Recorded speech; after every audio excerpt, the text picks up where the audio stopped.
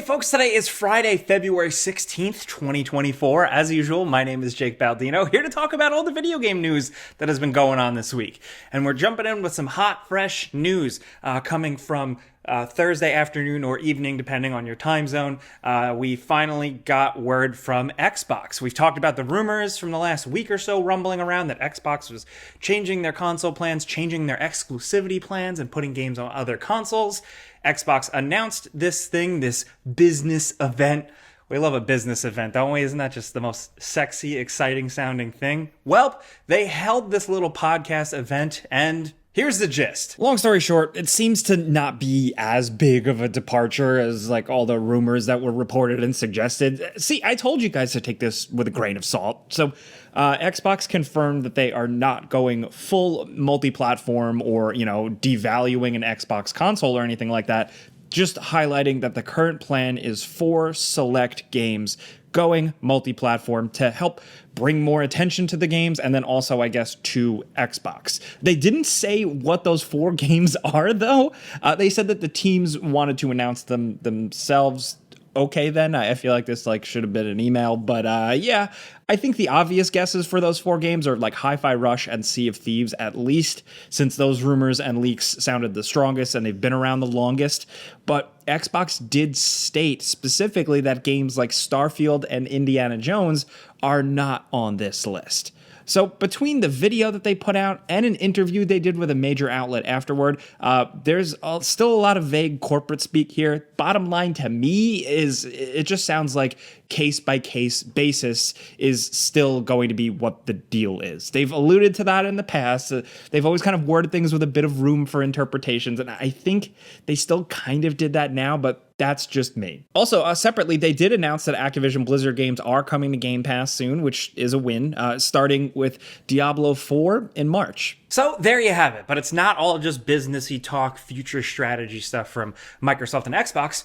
We got some Sony stuff too. So there was a big financial earnings call thing, business talk this week, and head of Sony Interactive Entertainment, like the whole thing in Japan, Hiroki Totoki, went on record about a lot of stuff, specifically some downer things that made headlines. The biggest thing was Sony's slate of games for the next year or so. He said, and I quote, "Regarding first-party software, we aim to continue to focus on producing high-quality works and developing live service games. But while major projects are currently under development, we do not plan to release any new major existing franchise titles next year, like God of War Ragnarok and Marvel's Spider-Man 2. So there you have it. Technically, no new major PlayStation franchise titles before the fiscal year, so the way it works out is April 2025. That sounds big. That sounds like a lot of gloom and doom, right? But at the very least, hopefully there are other things in the pipeline. Journalists, analysts, people have said that other things are in the pipeline, and if you follow the gaming news world, you kind of know that. I mean, Wolverine technically isn't a sequel to anything, so I assume that doesn't count. There is still a slate of games, but in terms of the big, heavy-hitter franchise sequels, I guess it's going to be a while. Totoki-san also said, and I quote, that they are proactively working on making more games multi-platform. So we had the whole Xbox conversation, and now on the Sony side, essentially, they like putting their games on PC. Apparently it's working for them, and they want to double down on it on their strategy. I think that is definitely good news for PC players for sure, who always end up waiting on games. Hopefully the state of their ports just improve, because lately, notoriously, some of them have launched pretty hot. I mean, even Helldivers 2 has had some issues, but ports like The Last of Us Part 1 and Horizon have had some issues. So they've been ironed out, but hopefully they can get their launches a little stronger. Along with that, he implied or suggested that the PlayStation 5 is starting to enter the later stage of its life cycle. I just if I don't smoke, but this is when I would light a cigarette. Can you play the old Snake Metal Gear Solid 4 music?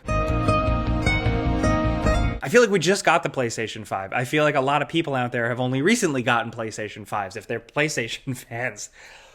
Oh boy. So let's at least hear the quote. So from Bloomberg, they're saying that the company is expecting the sales pace of the PS5 to start falling from the next fiscal year. So that starts April 2024 and ends March 2025. So they're saying that they're looking towards the tea leaves and trending, and how the PlayStation 5 sales are going to start slowing down because I guess they got a bunch of them in people's hands already. So to me, when you look into the quotes and what they're actually saying, they're not saying that they're winding down the PlayStation 5 or anything like that, but they said from a sales perspective, they're gearing up that things are slowing down. Please, I don't need a PlayStation 6 anytime soon. I mean, granted, we're getting more and more console games that are only 30 frames per second, but that's a whole other conversation. Anyway, I definitely want to know what you guys think about all this news. The Xbox side, the PlayStation side, whatever player you are on whatever console, let me know what you think. Also, no construction. The construction from last week is over.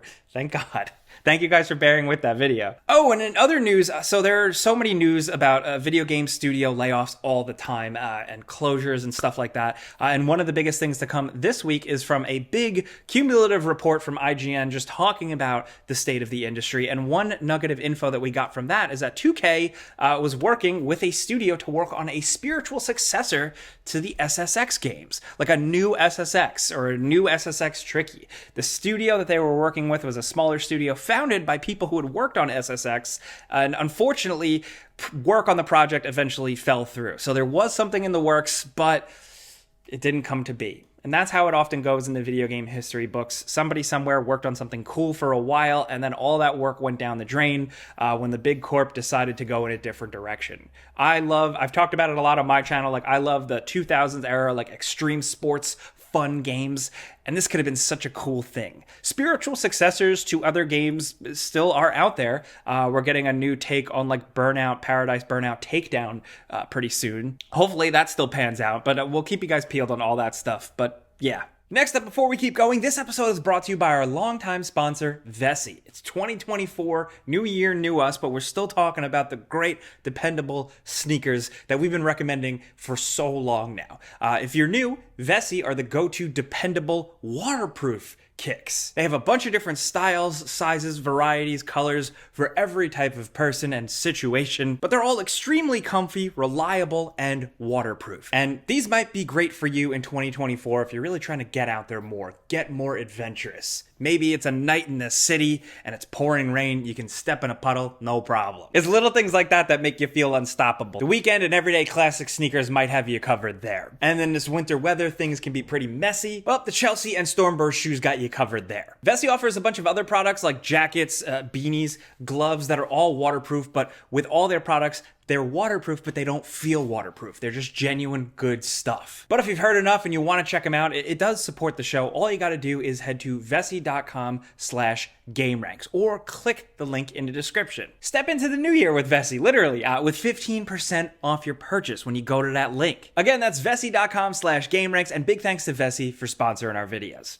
Also, in the cancellation thing, we just got word that Bandai Namco, this is coming from Japan, they have canceled 5 games that were in the works. As of the time of recording this, we don't know what games they are. Is it a Tales game? I don't know what it could be, but that is a bummer. But I mean, maybe if we don't know what they were, it'll hurt less. Also, check this out. Minecraft is working with Universal to kind of revive Universal Studios rides. If you're a theme park person, definitely listen up. This seems pretty cool. There's Minecraft DLC called Universal Studios Experience. It's out now and essentially are experiences, recreations of some Universal Studios rides that aren't around anymore, like the incredible Back to the Future ride, the King Kong ride, the freaking E.T. ride where E.T. like says your name at the end, the Mummy ride, which was like one of the most incredible things, the Florida one specifically.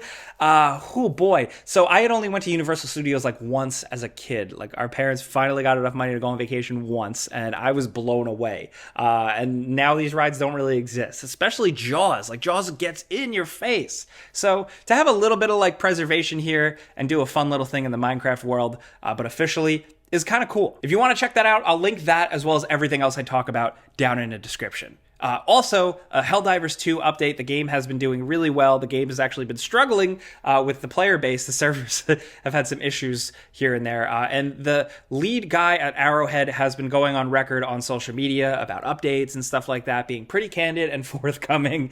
And one of the funniest things to come from him this week is that there's no PvP coming to Helldivers 2. His reasoning was pretty wholesome. He said, this is to reduce toxic elements from the community. We want an environment that's supportive, fun, and where we are all fighting on the same side. Isn't that nice in this day and age? Hey, if you've played Helldivers 2, you know there can be PvP. You know, you could blast your friends around if you want. The amount of times I have airstriked my buddies by accident, it's gonna happen. So there's a little PvP there if you really want it, but don't expect an official mode anytime soon. Also, I linked some trailers for some games that released this week if you want to check them out. The first is Banishers, Ghosts of New Eden. If you liked Don't Nod's Vampire or Vampire, this is a similar type thing. I found the combat and some of the exploration kind of boring, but I found the decision making, the conversations, and the world building really, really awesome. Just a good 1600s New England spooky ghost story. I did a before you buy video on that, so you can check that out. Also, speaking of before you buys,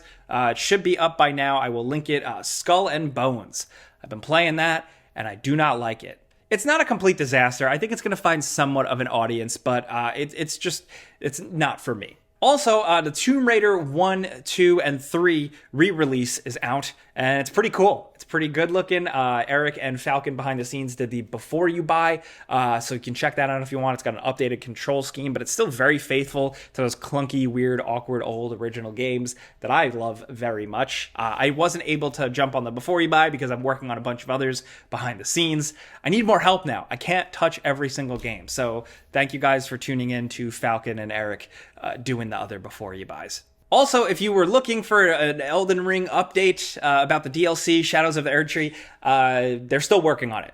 That's it. That's all we got. It's literally, they are working hard on Elden Ring DLC. That's the official quote. But it doesn't have a release date at this time. People have been asking me if I had heard anything, so this story bubbled up this week. So there you go. Also, we missed it last week, but there is news that Tencent is working on a mobile game version of Elden Ring, which actually, like, that world on mobile would be pretty cool to access, but knowing it's Tencent and mobile monetization, it would be very interesting to see how they try and get more money out of people for Elden Ring. A free-to-play Elden Ring on mobile is something I can't even imagine, but some corporate guy somewhere has a big galaxy brain moment on how to make money from that, how to milk that. So we'll see if that ever comes to fruition. It's not officially confirmed yet, but it's a funny story. And if you were looking for a wee little glimmer of Grand Theft Auto 6 news, there's not much, but there is Strauss Zelnick, Take-Two head honcho, talking about their preparations for it, saying that Rockstar is seeking perfection and that GTA 6 is only going to actually release when it's optimized creatively. This guy is the best at corporate buzzword talks, I swear. He said Rockstar definitely errs on the side of perfectionism or perfection here, but he did acknowledge that, like, they are expecting bigger anticipation with 6 compared to 5, but he said that 5 was already absolutely huge, so they know it can only go so much further, but basically they're doubling down and they're expecting this to be a big thing, aka no shit. Something, though, a little bit of update if you were looking for that, but let me know what you think about all the news this week. That's about it. Also, in March, I'm going to be at PAX East in Boston, Massachusetts, the video game convention. So if you're going, keep an eye out for me. Say hi. I'll post about this on social media, but I just wanted to get the word out now. So anyway, where was I? Yeah, let's talk about all the news this week. Xbox, their announcements with their business strategy and exclusivity stuff, all the headlines from Sony talking about the PlayStation 5 coming to the later end of its life cycle, to big releases slated for the console and how that timing is going to work out now with their big franchises. What you're playing this weekend, please let us know in that pinned comment down below. Let's talk anything gaming news down in the comments. We definitely want to hear from you. But you can always find me on YouTube at Jake Baldino, my other channel. I upload like once a week or so. Social media, you could yell at me, but we'll be down in the comments as much as possible too. But that's really it. I've been talking for a while. Thank you guys for getting caught up on the news with us every Friday. I'm Jake Baldino. If you're enjoying a weekend, if you're enjoying a holiday weekend, whoever you are, have a good one. Be safe.